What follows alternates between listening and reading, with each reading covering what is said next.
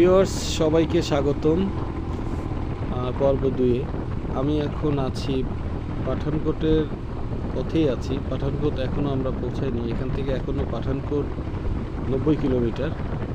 আর পর্ব 1-এর পরবর্তী পর্ব এটা। আমরা একটা ব্রেক নিয়েছিলাম, ব্রেকের পর আবার রওনা হয়েছি। আর আমাদের কিছু সিদ্ধান্ত পরিবর্তন করতে হয়। আজকে আমরা স্টে করতে চাচ্ছি খুব আর্লি, কারণ আমরা নাইট রাইড করছি সারা রাত। তো আমরা পাঠানকোট না গিয়ে আমরা শ্রীনগরের দিকে উধমপুরে এক জায়গায় আর কি আমরা স্টে করব, এটাই আমাদের সিদ্ধান্ত।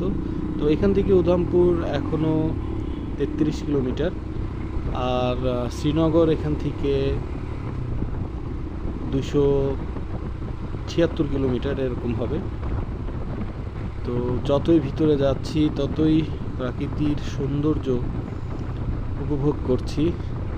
আর এই রাস্তাটা আসলে খুব যে ইজি তা না, রাস্তাটা অনেক রিস্কি, কারণ রাস্তার কাজ চলতেছে এই রাস্তাটার। আর এই রাস্তাটা পিচ ঢালাইয়ের কাজ চলতেছে, পুরা রাস্তাটাই মোটামুটি ভাঙাচোরা।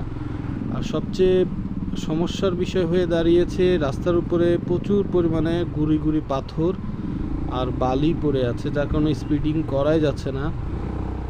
আপনারা হয়তো বা দেখতে পাচ্ছেন অনেক বেশি রাস্তার উপরে ভাঙাচোরা এবং পাথর পড়ে আছে। আর এখন মোটামুটি একটু ব্যস্ত রাস্তা হয়ে গেছে, গাড়ি ঘোড়া চলছে। এখন অলমোস্ট 9:30 10টা হবে। ভিউয়ার্স আমি ঘড়ি দেখতে পাচ্ছি না, কারণ যে হিন্দিতে একটা কথা আছে, নজর হাঁটা তো দুর্ঘটনা ঘাটি। তো এদিক ওদিক তাকানোটা ঠিক হবে না, রাস্তার উপরে মনোযোগ রাখতে হবে। হ্যাঁ, এই যে সামনে রোড পিচ ঢালাইয়ের কাজ চলতেছে, আমরা দেখতে পাচ্ছি।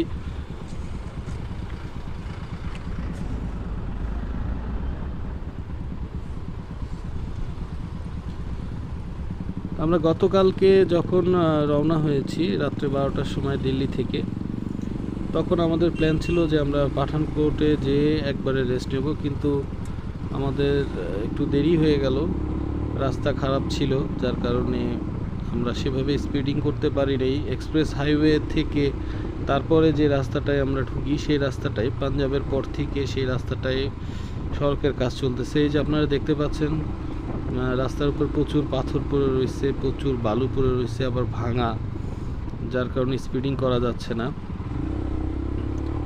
আমার ডানে বামে পাহাড়ের কিছু প্রতিচ্ছবি দেখা যাচ্ছে।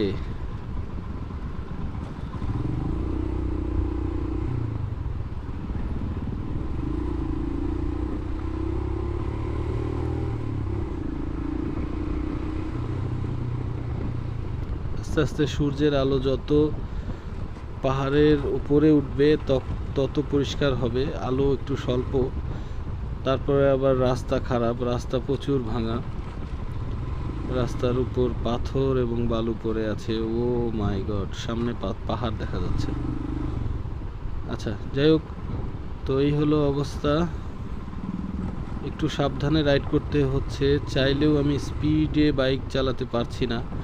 আর একটা বিষয়, সেটা হলো এখানে একমাত্র আমার বাইকই ভাড়ার বাইক, বাকি সবারই নিজস্ব বাইক, যার কারণে আমার বাইকটাতে কোনো রকম রিস্ক না নিয়ে আমি বাইক রাইড করতেছি। কারণ বাইকের যদি কোনো ক্ষতি হয় তাহলে সম্পূর্ণ ক্ষতিপূরণ আমার নিজেরই বহন করতে হবে। সো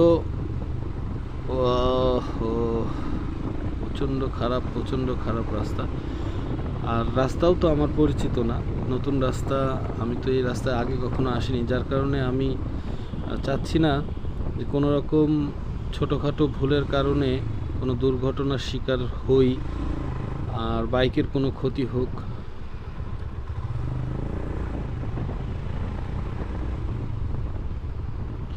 এখানে প্রত্যেকটা মোড়ে মোড়টা এতটাই কোনাকুনি যে ওপাশের কোনো কিছুই দেখা যায় না, পুরোপুরি 90 ডিগ্রি। ওপাশ থেকে গাড়ি আসতেছে কিনা সেটা বোঝা খুব মুশকিল, কারণ পাহাড়ের কোনগুলাতে আপনার কর্নারিংগুলো করতে হয়।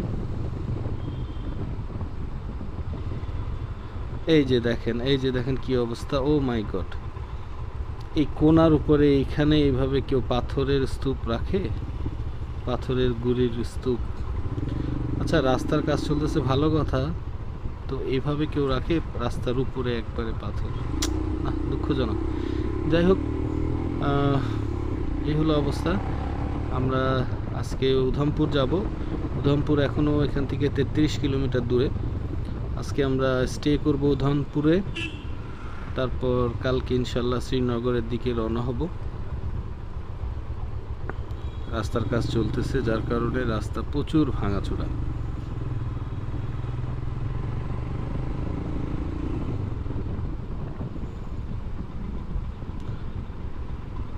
বাম পাশটা পুরাটাই ভাঙা, ডান পাশটা একটু ভালো আছে, কিন্তু ডান পাশটা ভালো আছে, বাম পাশটা পুরোটাই ভাঙা।